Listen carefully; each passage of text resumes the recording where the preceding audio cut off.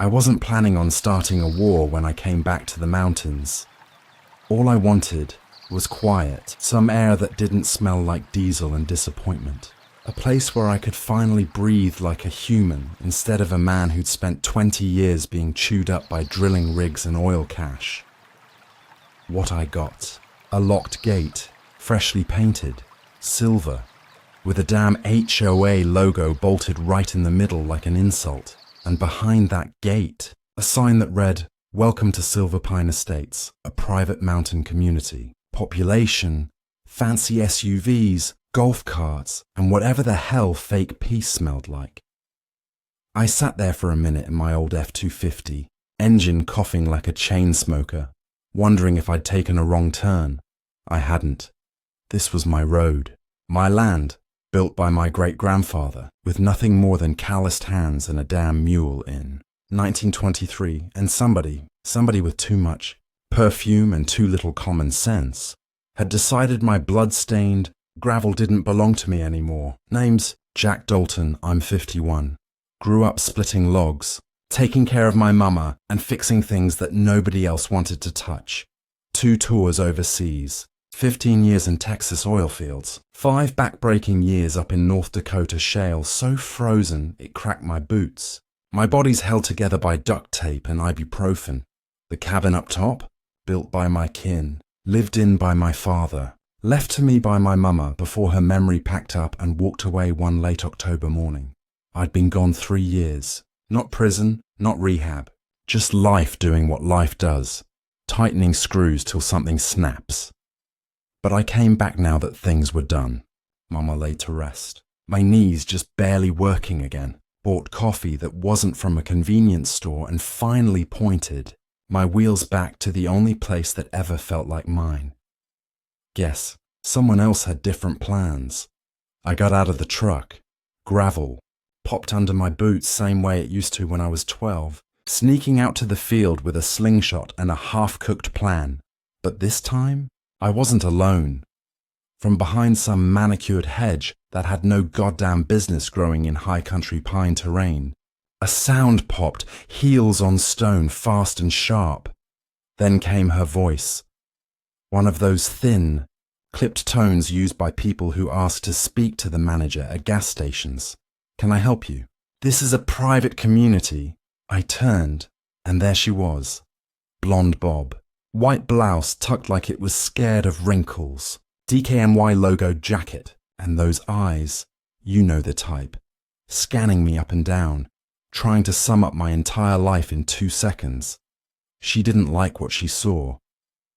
Mud-stained boots, tattered jeans, red flannel shirt older than her HOA charter. I smiled.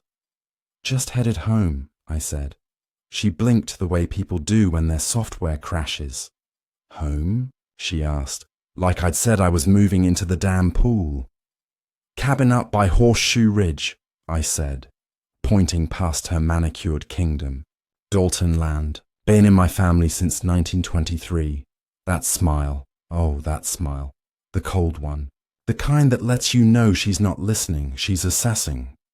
"I'm Vivian Prescott," she said, president of the Silver Pine Estates HOA, and unfortunately, that property is now under jurisdiction of our community covenant. She pulled a folded packet from her fancy handbag and waved it like the Constitution. "You're officially trespassing on HOA protected land without clearance." I stared at her. Then I stared past her, and what I saw made my stomach drop. Where my family's elk-grazed valley used to stretch wild and golden, there were now 9 enormous mansions, shining in the morning sun like expensive rotten teeth. Landscaped lawns as smooth as bowling greens. Sprinklers. Damn hummingbird feeders nailed to fake cedar posts. Painted street names where trees used to be. They paved over history and stamped it with logos. "Mom," I said, "that land belongs to me, to my family, always has." "I'm afraid not," she chirped, flipping pages like a magician. "Your access expired when this community was zoned under Unified Covenant 2 years ago. If you'd like to fill out an approved guest entry form." I cut her off. Lady, I've got the original land deed sitting in a fireproof box up in that cabin. A century old. Registered pre-zoning. Before permits. Before whatever modern hell this is. No record of that, she said, sick sweet. And if you proceed toward the property, you will be in violation of section 14.3 of the Community Code. I smiled again. Because nothing makes paperwork people panic like someone not afraid of it. I'll be forwarding you section 1 of the US Constitution and a photo of my boots on my front porch, I said. Now, kindly move aside because I've got a fire pit and a pot of cowboy coffee waiting, and I ain't asking again. She didn't move, so I walked. Right around the gate, right past her Range Rover, and she stormed off back up the paved slope, high heels clacking like gunshots, probably to call someone who might finally bring paperwork big enough to change my mind. Good luck with that. That cabin still stood like it had been waiting for me. Creek still hissed beside it in the same song my dad used to hum when he carved walking sticks after supper. The door needed oil. The chimney needed sweeping, but it was intact. Mine. Inside, my ma's old cedar chest. My grandpa's fishing map folded behind the wood stove. The boot rack still held his steel toes, scuffed and seated like museum pieces.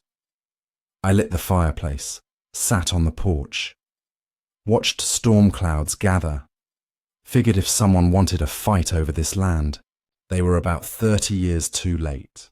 An hour later, I heard the drone of an engine too smooth to be a work truck. A white Lexus SUV rolled up to just past the gate, and 2 folks got out. Clipboard man, khakis, button down, Bluetooth earpiece, and yoga mom, ponytail, yoga pants, Starbucks cup. We're with the HOA Compliance Committee, Clipboard said. We didn't see your vehicle listed with our registry of residential tags, she added helpfully. I raised an eyebrow. Registry of what? The community directory, he smiled. All vehicles subject to overnight review must be reviewed for visual compliance. Buddy, I said, real still. That's a 99 F250, rusted, loud, leaks when it rains. Doesn't belong to your little registry, 'cause it belongs to me, parked on my land, where my grandfather's ashes are buried. Silence. Yoga. Mum smiled tightly. We'll be issuing a non-compliance notice. You'll be expected to remove all unapproved vehicles within 48 hours, or be subject to HOA penalties, including... I laughed. Didn't mean to. It just came out real loud, belly deep. The kind of laugh that comes after a funeral or a divorce. Exhausted, amused, and just a hair away from dangerous. They backed off about 10 feet. That night, I unlocked my mama's old storage chest. Inside, wrapped in waxed canvas, the original homestead deed, filed 1923, mineral rights, water access rights, roadway easements, a straight shaft of titanium buried. Between every line of these HOA rules and fake authority games, they paved over bones they didn't own. They fined a man for living in history because they couldn't file it in their registry. But from this point on, I wasn't just staying. I was going to dig up everything this valley still knew about its real owner, and I'd make damn sure the HOA paid for every inch of it. The next morning, my mailbox looked like it had lost a bar fight. With a fax machine I hadn't gotten that many letters since I applied for VA benefits, and found out bureaucracy travels. Slower than a one-legged mule in winter, 14 envelopes. All HOA stamped, all sealed so tight you'd think they were handling nuclear codes. I opened them one by one, pile growing so fast the porchwood started to disappear. Violation notices, unapproved roofing material, cedarwood shingles from 1940, unauthorized vehicle, my old 1999 F250 in the driveway, non-standard landscaping, wildflowers and ragweed, aka nature. Non-compliant outbuilding, the 1930s. Root cellar that kept my great-grandparents alive through the Depression. Unauthorized. Outdoor equipment. My granddaddy's splitting. More than a stack of firewood, each one $500, plus 250 day until resolved. Total fine tallied at the bottom like a grocery receipt from hell. 73,250 nows due immediately. Plus they threatened to file a lien if I didn't pay within 30 days. That's when I stopped reading. I wasn't mad about the money. You don't work the rigs. Without learning how to live lean, what got me? The line written in fine print on every page. Failure to comply reflects poorly on community standards. Community. These folks had glass mansions sitting on land they didn't understand, didn't respect and didn't earn, and they were teaching me about community. Hell no. I took the stack inside and spread it like a blackjack hand across the old dining table. Let the old cedar support one more round of family survival. Pulled out the homestead box again, opened the canvas wrap, smelled the decades breathing through those papers at the back wrapped in plastic, an 8x10 map drawn in black ink with perfect block letters. Dalton Homestead, surveyed 1923, filed with Gunnison County. Coordinates, legal boundaries, sectional calls, water flow rights.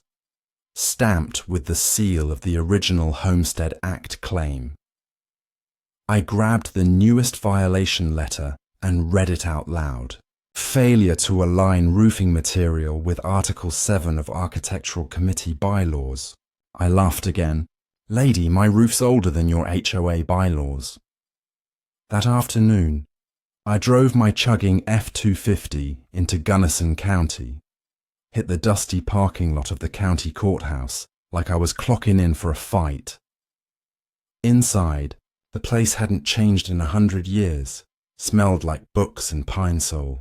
Same lady behind the counter wearing the same cardigan she wore when I was 9 and got scolded for sliding on the courthouse marble. Her name was Jolene LaRue, named after the Dolly Parton song. Voice like sweet tea. Smile like a shotgun, friendly until it ain't. Jack Dalton? She said, brow raised. You back for good or just visiting your ghosts? I smiled. More like getting real sick of trespass warnings on my own porch. She blinked. I slid over the violation papers. Then my granddaddy's deed. Need copies of every filing related to Silver Pine Estates and any zoning ordinances that apply to the Dalton parcel. Jolene's expression changed real quick, from Sunday happy to courtroom stone. Tread careful, she said. That HOA mess is all politics. That development went through faster than a land deal ever should, like greased lightning. She disappeared for 10 minutes, came back with 2 massive binders and a USB key drive. These are the original filings, she whispered. Careful with that second binder, smells like BS and developer bribes. I wasn't going to argue. Back home, I brewed a cup of real coffee and spent all night reading. Silver Pine Estates, registered 26 months earlier. Application, zoning change, and architectural bylaws all passed within 90 days. Names on the title board: Vivian Prescott, Rex Sterling, her husband, and 4 LLC reps, all Delaware corporations. HOA boundaries drawn to cover 1,500 acres of mountain land. But my parcel, never listed, not on the plat maps, not on the stakeholder list, not in the document where every homeowner consents with a signature. And that was the kicker. Colorado HOA law requires unanimous written consent from every landholder included under a newly formed HOA. I never signed. Didn't even get notified. I checked again and again. No mail. No certified letter.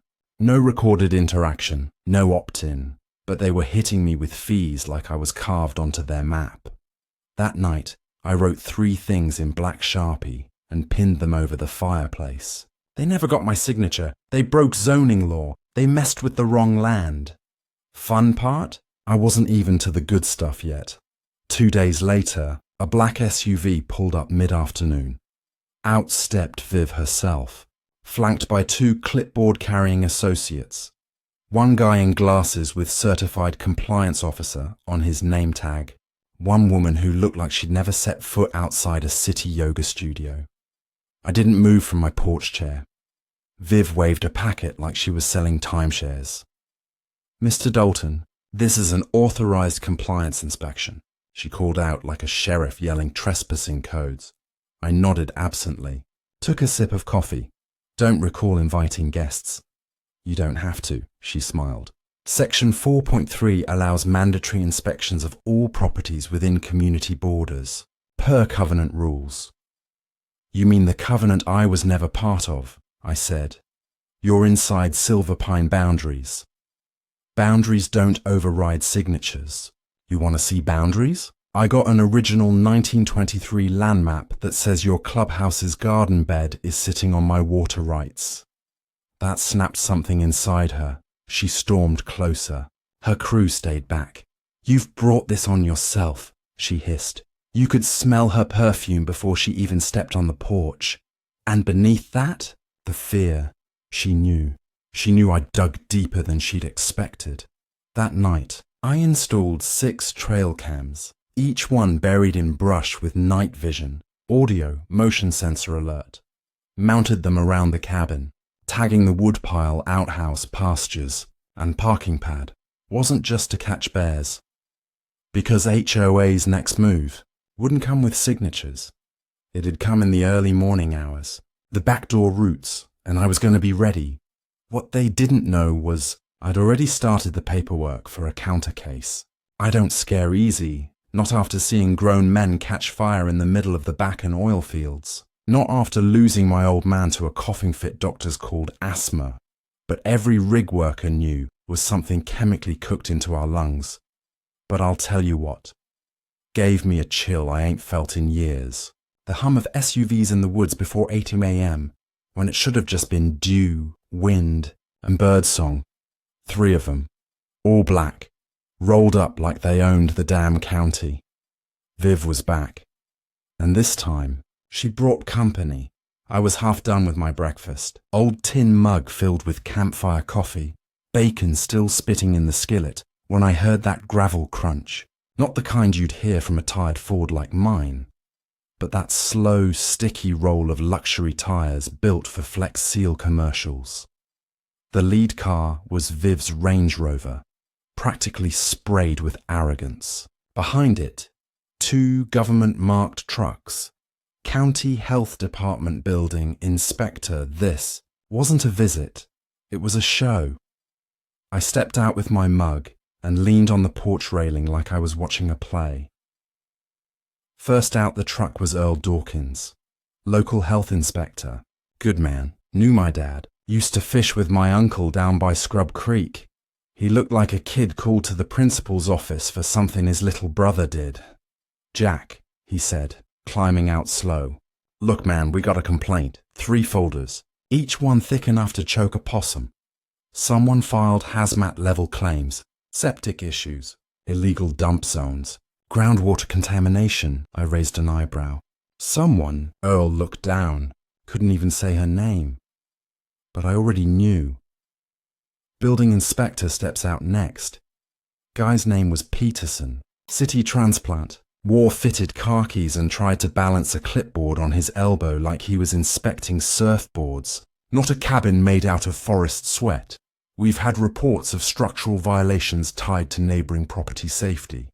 My cabin, built by hand, steel bolts, stone foundation, been through more storms than any of their fake mansions would survive in a decade. Also," Peterson added, "claims of an unpermitted root cellar that's potentially toxic." I damn near dropped my mug. If 90-year-old dirt is scaring them, maybe they're not mountain material, Earl sighed.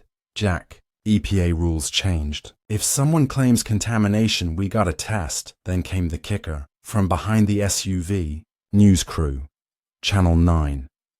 Mics, cameras, reporter in makeup and boots cleaner than Viv's conscience. That's when I knew. This wasn't about soil, or septics, or public health. It was about painting me as a problem. Viv had orchestrated a 3-act play, and I was the clueless villain, until now. Time to flip the script. As the cameras started rolling, I waved to the news gal. She introduced herself like she was filming Dateline. "Hi, Mr. Dalton, can we speak briefly on camera?" "Sure," I said. "Let's talk about trespassing, falsified reports, and what community harassment looks like in 4K. Her ears perked. Falsified? I pulled out the USB stick from my flannel chest pocket like a magician dropping a rabbit. This here contains 2 weeks of trail cam footage, including audio where certain individuals trespass on my federal protected land and discuss manufacturing evidence. Now we were live. You could almost hear Viv's soul leave her body as I showed the reporter a frozen frame of her at 6:32 a.m. in full makeup crawling across my back pasture like a raccoon in Banana Republic gear, her compliance team whispering, "We need anything to get this cabin condemned. Come on, septic's got a leak." Busted.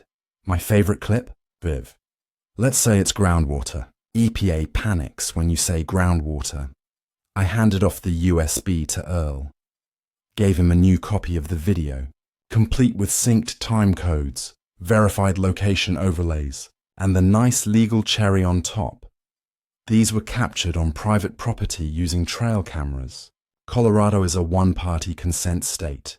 All recordings are admissible. He blinked. "Jack, you built a courtroom on your own porch." "No, sir," I said. "I am the courtroom now." Inspection lasted 3 hours. News crew made themselves extra cozy, filming every inch, almost hoping they'd find a cracked beam or a mysterious barrel of toxic ooze. Instead, septic passed with flying colors. Soil, clean as a preacher's Sunday shirt foundation, denser than new code builds. Inspector Peterson actually looked embarrassed. "I don't get it," he mumbled. "This place is cleaner than the 5 new homes we just green tagged." Viv stood with arms crossed, lips so tight she looked like she'd swallowed a lemon whole. She didn't say a word, just stared at me like I'd undressed her HOA kingdom in church. By sundown, the vans were gone, except one. Sheriff Martinez pulled up around 6 p.m. while I was stacking wood. He'd been tipped off, he said, by one of his deputies who saw the footage. Earl must have passed it along.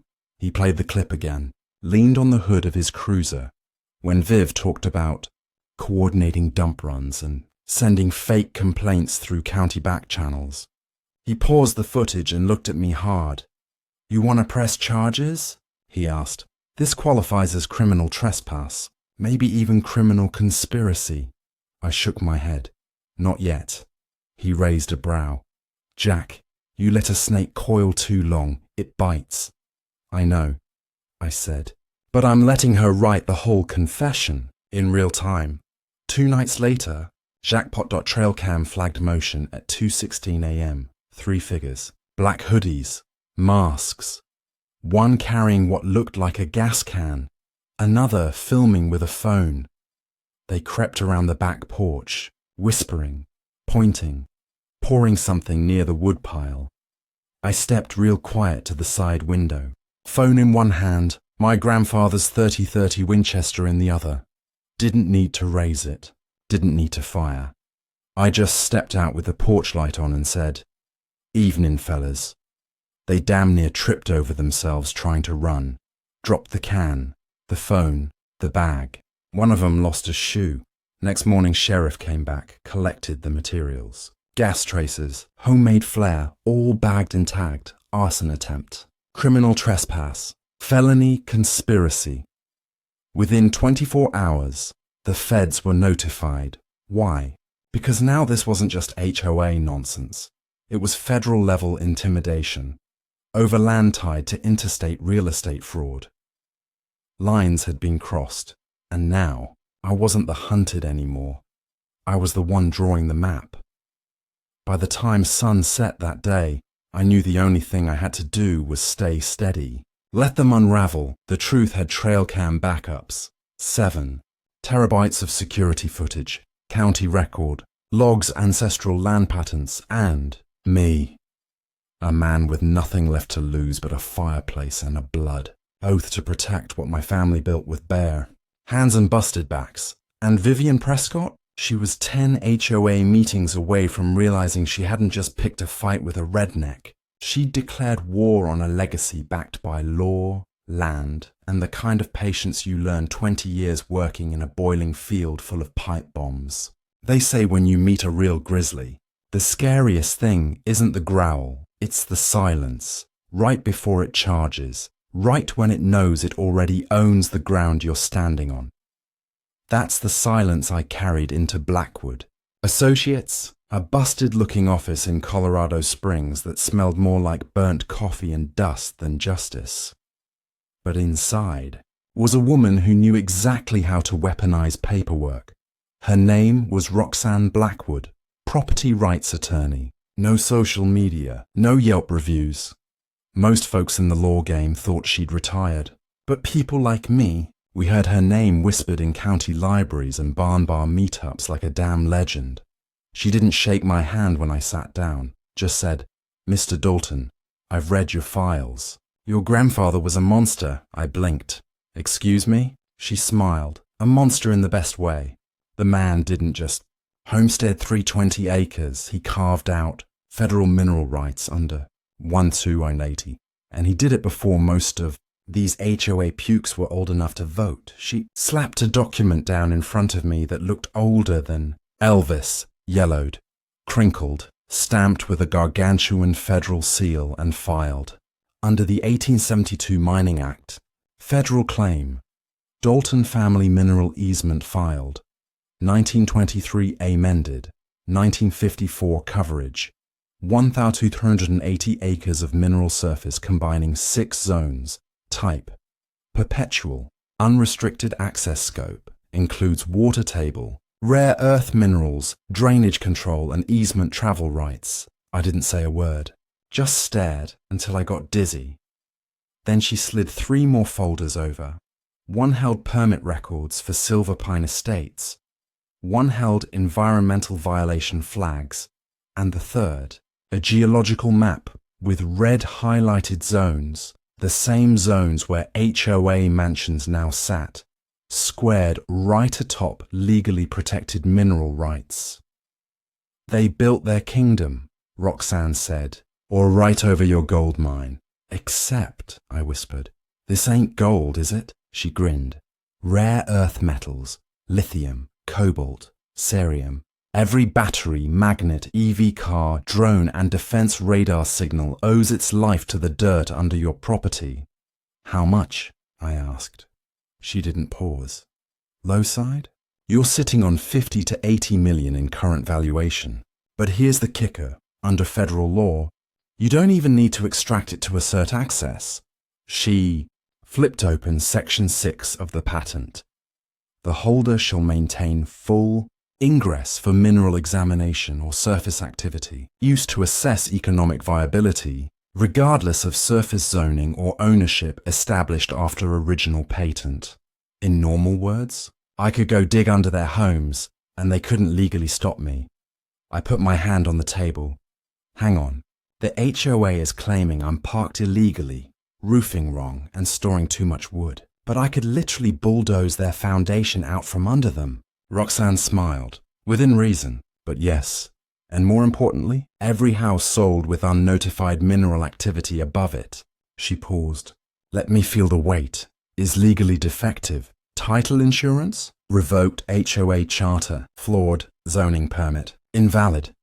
They'd built their sandcastle on a landmine." I sat back. "Viv's been fining me $500 for wildflowers. What's it worth if I fine her for 72 million in RICO violations?" "I like the way you think," Roxanne said. Then she pulled out one last manila envelope, like she was holding the Declaration of Independence. Correspondence from U.S. Mining Oversight and Permit Integrity Division. Apparently, a concerned legal party had tipped them off that unauthorized development had occurred on top of registered mineral land. An emergency investigation had begun that morning. Now, I'm no fan of men in suits from Washington, D.C., But if they're suddenly interested in my septic tank and HOA neighbors' water lines, that means things were heating up for everyone but me. Back at the cabin, I didn't rest. I lit the fire, made a real dinner, grain whiskey, elk sausage from the stocks I'd held down in the root cellar, non-compliant with Viv's fake bylaws. By the time stars painted over the ridge, I was flipping through ancient maps, updated plats, environmental review filings, and every single email Roxanne's team had printed from public records. Most had been uploaded from Preston Holdings LLC, a corporate mask Viv used to push her HOA goals through zoning. Hell, she even used my great-granddad's name in the marketing. Come live in historic Dalton Valley, where community, simplicity, and legacy meet mountain luxury. They used my family's identity to gentrify the one place I thought would never be touched. Next morning, my phone rang, number I didn't know. Agent Patricia Reeves, the voice said. Female, firm, measured Midwest drawl, U.S. Department of Interior, Environmental Crimes Division.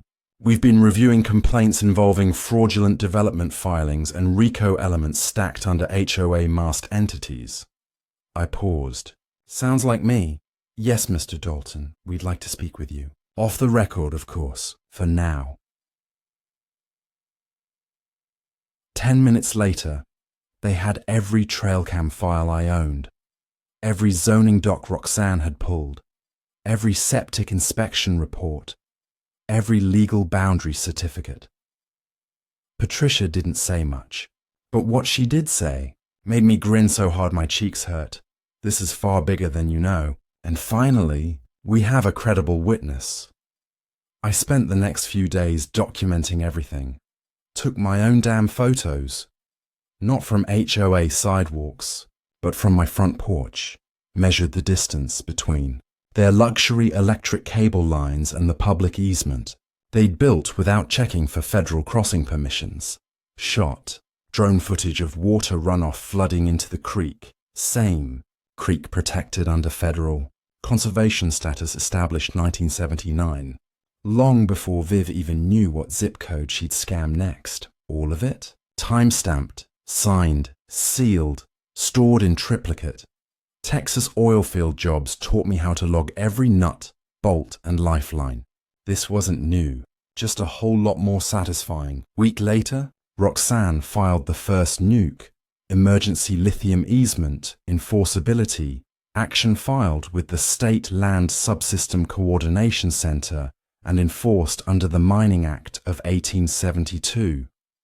What did it mean? It meant suddenly the entire HOA was on pause, because they'd built an entire luxury community on top of a man's mineral empire without ever checking who owned the dirt, and now the whole development was under review. You could hear the panic from my porch. In less than a week, all HOA meetings, suspended title insurance flagged for 17, properties, realtor listings pulled down pending disclosure. Viv's office sent out, "We apologize for confusion" letters by bulk mail. Too little. Way too late. I wasn't going to stop at flipping the chessboard. I was building a whole new game, one where every time Viv tried to make a move, she had to ask my legal team for permission. 2 weeks ago, I was stacking firewood, swatting at flies, and wondering if I still had time to rebuild the chicken coop before winter. Now, I was fielding calls from the FBI agent Patricia. Reeves sounded exactly like someone who'd cleaned up $1 million fraud case over breakfast and still had time for church before lunch. "Mr. Dalton," she said, voice as smooth as kindling, ready to go, "how do you feel about becoming the centerpiece of a multi-state criminal investigation?" "Mom," I said, cracking open a jar of Mama's preserved cherries, "I feel like somebody's about to have a really bad day that ain't me." Turns out, all the trail cam footage, the mineral rights violations, the EPA runoff, and every HOA fine with my name slapped on top, each one was a spark, the fuse, lit by someone stupid enough to try and burn down my cabin. Because that wasn't a random act of vandalism. That was arson for hire. And Agent Reeves? She just caught a trail of bank transfers leading straight from Vivian Prescott's LLC to a private security firm based in Texas with ties to intimidation jobs in Florida, Arizona, and Nevada. This ain't just HOA drama. Mr. Dalton, she told me. It's organized real estate fraud. It's multi-state. It's RICO. And you, my friend, are holding a treasure chest of evidence. Fast forward a few days. I'm sitting on my porch in a folding chair older than most of those HOA mansions, when the first black unmarked SUV rounds the pine bend, then another, then 3 more. They don't stop at my gate. They roll straight down into Silver Pine, estates like Judgment Day dressed in navy suits and sunglasses. By noon, I'm drinking coffee watching 24 FBI agents swarm the HOA building with sealed warrants in hand. One of them gives me a nod as he passes in body armor.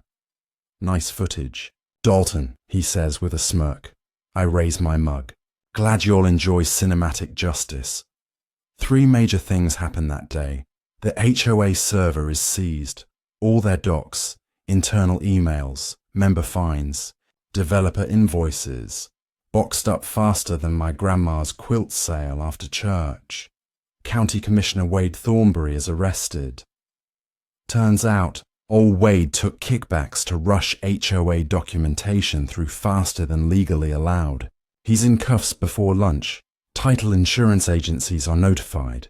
Within 48 hours, every single property owner in Silver Pine Estates is getting a fat envelope labeled Urgent Property Integrity Notice, Mineral Rights Disclosure Violation, Viv's little HOA kingdom, officially radioactive. You'd think that'd slow her down. But narcissists? They don't go quietly. 3 days later, Roxanne calls, voice sharp. Jack, you sitting down? Always. She tried to leave the damn country. Vivian Prescott, self-appointed queen of HOA lawland, showed up at Denver International in full Chanel, holding 2 oversized Louis Vuitton suitcases and a passport registered to Lisa Ann Preswell. Too bad for her. The bags had $2.3 million in gold coins, 80,000 USD in crisp, undeclared hundreds USB drives labeled tax stuff that turned out to be encrypted burner backups. FBI arrested her on the tarmac as she tried to board a private charter to Belize. She screamed about government conspiracies, small-minded locals, and how the deep state was destroying woman-led real estate reform. Even her lawyer, her husband, Rex Sterling, looked like he was ready to call in sick forever. But the hits weren't done. Remember those 3 masked vandals who tried to torch my cabin? Well, they didn't just run off into the dark and disappear. One of them got picked up trying to board a Greyhound out of New Mexico, had a warrant already pending in Texas for property intimidation for hire. Know what he did when the feds leaned on him? Sang like a church bird, named Vivian, named the LLC, named dates, connected it all. Now Rex, her own husband, facing conspiracy, wire fraud, obstruction, and money laundering charges, he flipped like a carnival flapjack, signed a deal in exchange for full cooperation. Guess love don't run too deep when orange jumpsuits are involved. In just 2 weeks, this whole mess transformed from HOA harassment to a blueprint takedown of a multi-state criminal racketeering organization falsely operating under HOA charters. Feds opened cases in Florida, HOA harassment plus illegal evictions; Arizona, forced sale fraud plus zoning corruption; Texas, intimidation for sale security firm tied to cartel ops; Georgia, undeclared income shell companies; and Colorado, the crown jewel where she got greedy and got caught. That night, I'm out back splitting kindling when headlights slow roll past my property edge. Again, late, Again, too slow. Again, no reason to be up here, but this time, I don't reach for the rifle, I reach for the walkie. Command, this is Dalton. Got eyes on a black Tahoe creeping south entry trail. No plates, Agent Reeves answers within seconds like God on backup. Copy that. Agents dispatched. Friendly backup on your porch in 5. By the time the SUV reverses, a pair of Crown Vics flash light from both ends of the ridge. Driver doesn't floor it. He pulls over. Private militia badge on his jacket. He says he was checking on development property. FBI says he was casing my cabin for someone who couldn't afford another. Failed arson run. Viv's melting grip on her.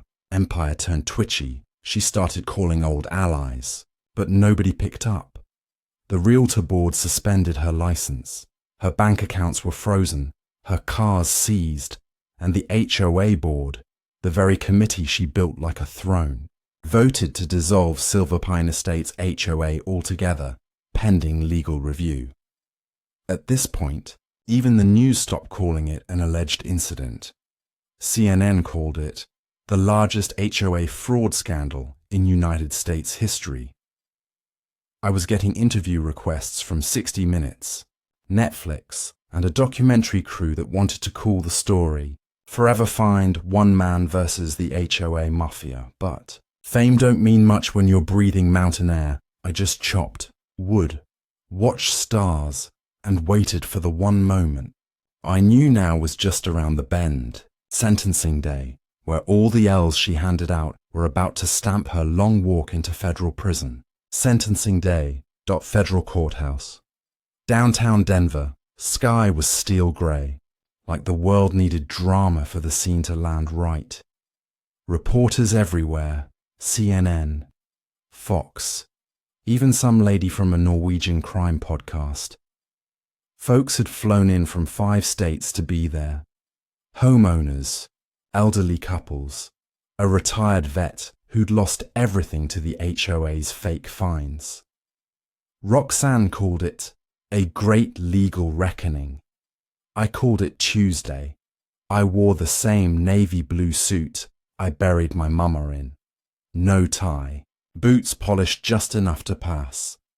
Walked into that courtroom knowing this was bigger than me. Judge Patricia Williams stared down that bench like God with wraparound reading glasses. Vivian Prescott sat hushed and hollow, orange jumpsuit sagging around her like a deflated balloon. The prison greys had replaced her linen blazers.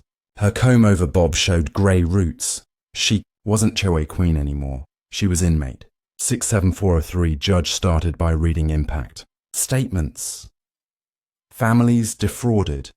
Veterans harassed into leaving their homes. People fined $5,000 for leaving.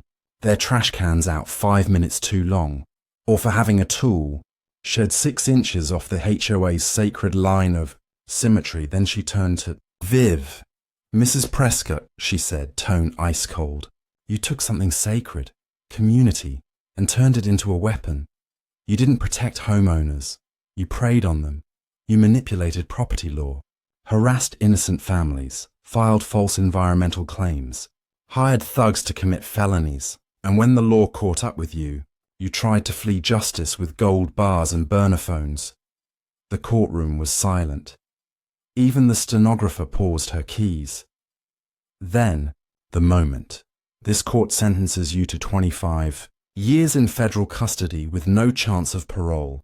You will also pay $69 million in restitution and forfeitures, tied to violations under federal racketeering law. Her mouth dropped open, then closed like someone had reached through her skin and cut the wires. But wait, she started, her attorney nudging her.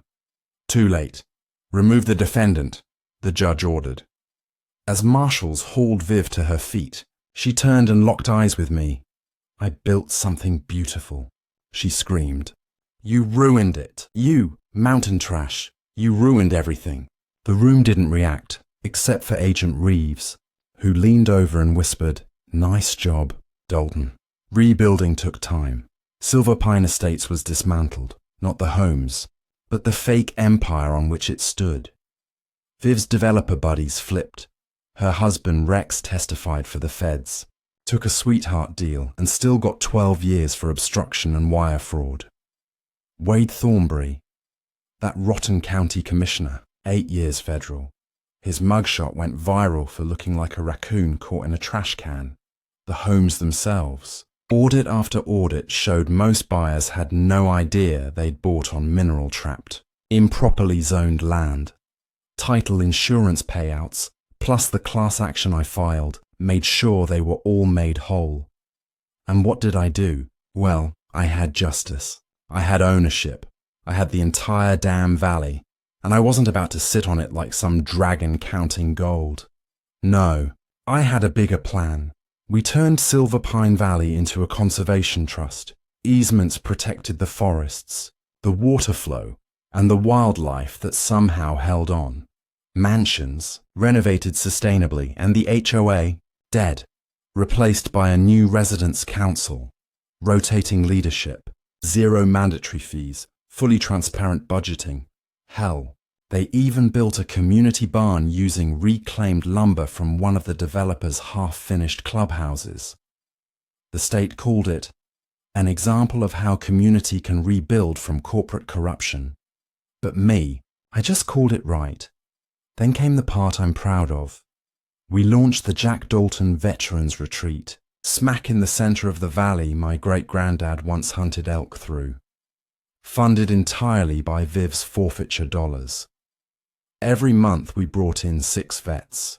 PTSD, depression, addiction recovery, all didn't matter. They came, stayed a week, slept in handcrafted log cabins, learned survival skills, and most importantly, how to heal somewhere quiet. Some chopped wood. Others fished every morning. One guy just sat in a chair for 6 days straight, staring at the ridge at sunset. On the 7th day, he asked if he could stay longer. We said yes. I didn't stop there. We used some of that HOA money to establish the Forester Family Scholarship Program, watershed cleanup teams, at-risk youth forestry training equine therapy center, built on old HOA tennis court land of all things. Viv's old office, turned into a greenhouse and canning kitchen. They grow tomatoes where her Range Rover used to park. Poetic, right? I still live in the old cabin, rewired the place. Better wood stove, solar panels, not because they're trendy, but because the creek ice doesn't thaw till April, and I got tired of splitting logs in 3 feet of snow. Every morning, I sit on the porch with a real cup of black coffee. Trail cam picks up nothing but deer now, sometimes an eagle. Peace doesn't always come softly. Sometimes it comes after war. One day in December, I got a letter, typed, formal, government seal. Inside, a certified update naming me as the lead victim witness in a Department of Justice case against a multi-state fraud ring. Viv's mess uncovered 43 parallel scams across 6 states. The feds were rotating what they now called the Forester method, using land patents, mineral rights, zoning law, and evidence to cripple illegal HOA operations. Colorado passed 3 new bills because of this case: Mandatory Mineral Rights Disclosure Act Citizen, Protection from HOA Abuse, Act State HOA Oversight Establishment Act. They called the final one the Forester Bill. I didn't know how to process being a folk hero. My face was in the paper. Then podcasts. Then TikTok of all things. One clip, me saying, they tried to bury me, but it was my dirt. It got 11 million views in a week. I got a letter from a combat vet in Georgia, said his HOA was trying to evict him over flags. Both, American and POW. You give me hope. Wrote. I thought I was alone. I wrote. Back said, you're not anymore. And now I'm saying that to anyone watching. If you've been harassed by an HOA, if you've ever had your land, your peace, your dignity trampled on by people hiding behind bylaws and committee votes, if you've been made to feel small for just trying to live honest, you're not alone.